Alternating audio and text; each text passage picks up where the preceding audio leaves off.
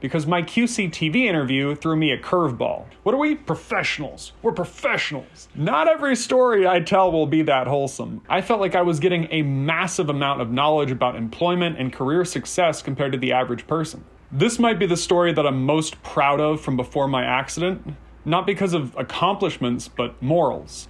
And whether you're a job seeker, an intern candidate, disabled, or just curious, this one's worth hearing. Lesson 1 is find a way to work with the people you want to work for. The Center for Career Planning told me that a lot of students would miss the Internship Fair on September 26th, so they asked me to film it. I showed up in a tucked-in button-up shirt, dark jeans, and my Pelican case, and whenever we had to use like a cell phone or car headlights to light a scene or anything else wildly unprofessional, my friends and I would always say things like, "What are we? Professionals. We're professionals."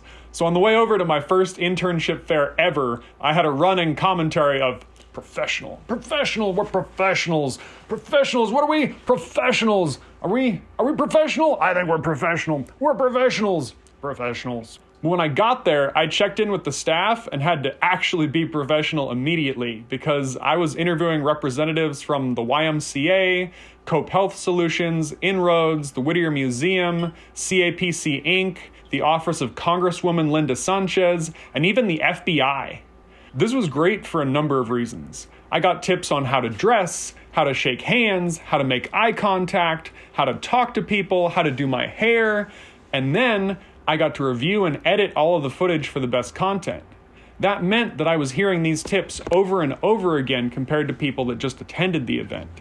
And it was a great way to see who people would be looking to hire for different career paths. Between this and the Backpack to Briefcase events, I felt like I was getting a massive amount of knowledge about employment and career success compared to the average person. My boss, Linda Ross, asked me to edit all the footage from that event down to just 2 minutes total. And that was how I ended up releasing the video, How to Be a Successful Intern Candidate.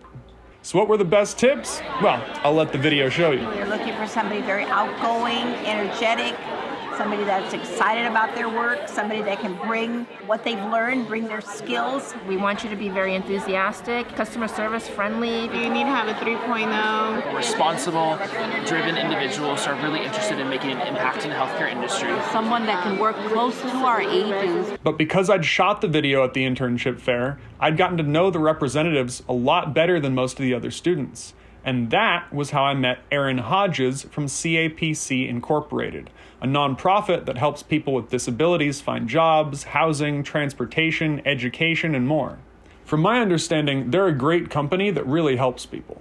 Erin told me about a celebrity waiter dinner and dance event they were planning. We talked about the possibility of me recording it for her. I gave her one of my business cards that I'd printed before I'd left for college, and I got the gig.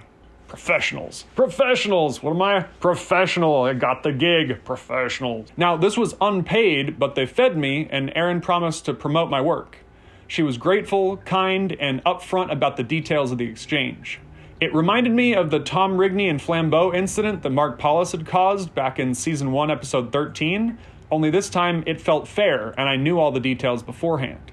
But before that event, I needed to deal with a number of other irons I had in the fire, so to speak. For example, I wanted to mention that on September 30th, I wrote the first draft of a script called The Smiling Stone, but that film will get its own episode later on.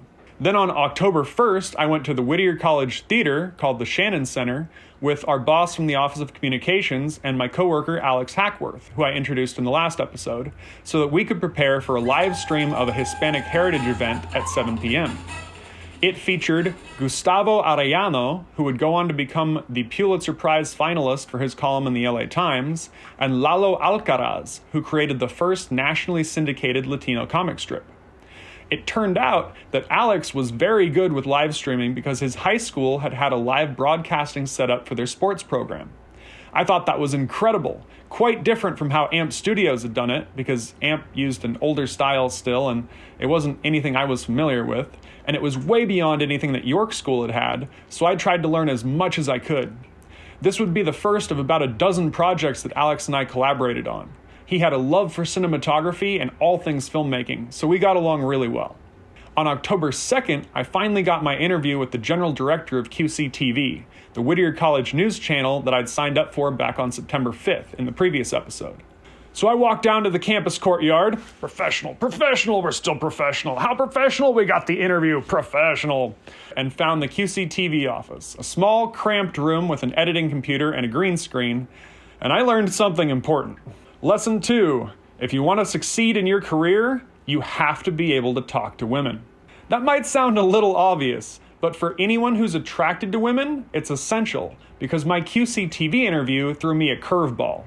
I walked into the room and found that the student interviewing me was only a couple years older than I was, and she was intimidatingly attractive.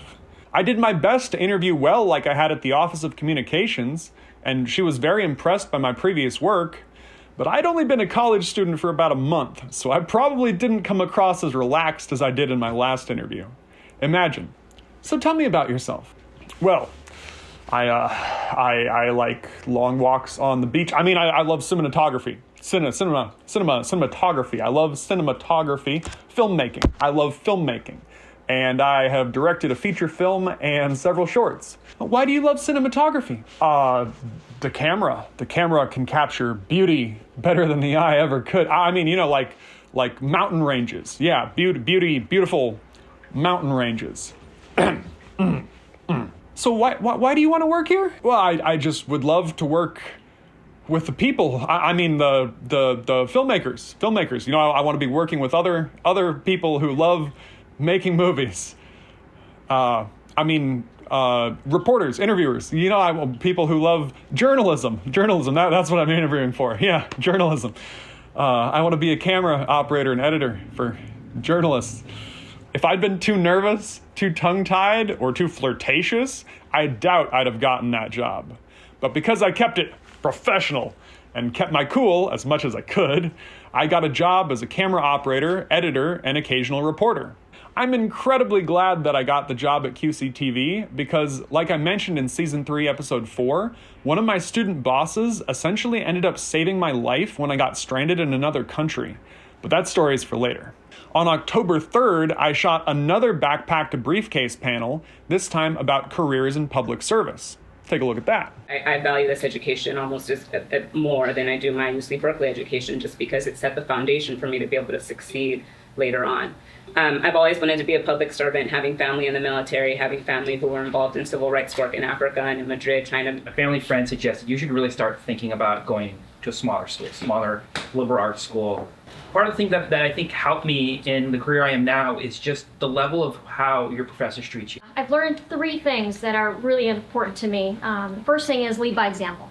The second thing is consistency. And the last thing I'll mention is everybody looks through their own lens. And what I mean by lens is every single person in this room has different experiences. They have different backgrounds and how they were raised. They have different cultures. Just a variety of different things that makes them that individual. So you have to respect the fact that everybody in this room has a different way of seeing things. I was in for a little bit of a shock though, because by then I was juggling shooting, editing, and posting all these events, tutoring in both French and Spanish, and when I got my first paycheck, it was just $193. I was stunned, but I reminded myself, I wasn't just getting paid in money, I was getting paid in experience I could put on a resume, because we're professionals, and that would matter later. Plus, tutoring kind of felt like studying while getting paid, so, it wasn't the worst. But I was still shocked about how much work I was putting in for how little I was making. That leads us to October 5th. I finally got to attend the Celebrity Waiter Dinner and Dance for CAPC Inc. This event was a fundraiser for disabled people, a big dinner with all sorts of Halloween-themed floats, everyone dressed up as celebrities, with food and alcohol and different games, and those floats were very well made and quite impressive. Erin Hodges offered to list me as a donor since I was donating my time, but instead of using my name, I asked her to credit ATAEC Studios, honoring the agreement I'd made with the group way back when we started the company. It wasn't about spotlighting me, it was about building this company together so that anything that elevates one of us elevates all of us. Plus, I was a little embarrassed to have my actual name up on the wall because I hadn't donated any money to the cause. I was just there for that night. Looking back on it, I'm proud I was willing to support people with disabilities before my accident. I didn't need tragedy to care. I guess what I'm saying is I'm glad the accident didn't make me want to help people, that I already wanted to help people beforehand. I left the event just after midnight and walked back to campus from the Freemason Hall in Uptown Whittier where it had been held. I did miss the party named iGlow that the Ionian Society was throwing that night, but I think helping people instead of partying says a little something about who I was back then. Not every story I tell will be that wholesome, especially after the accident. But I wanted to make sure this one was on the record before I get to talking about some of the less moral choices that I made. But you'll have to tune in next week to find out how I was involved in a death threat.